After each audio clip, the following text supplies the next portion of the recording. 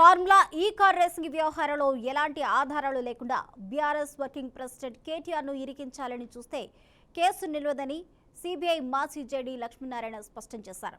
Hyderabad brand image పెంచడం కోసం తన అధికారిక పరిధిలోనే ఆర్థిక లావాదేవీలు జరిగినట్లు కేటీఆర్ ఆధారాలను విచారణలో ఏసీబీకి సమర్పించవలసి ఉంటుందని తెలిపారు.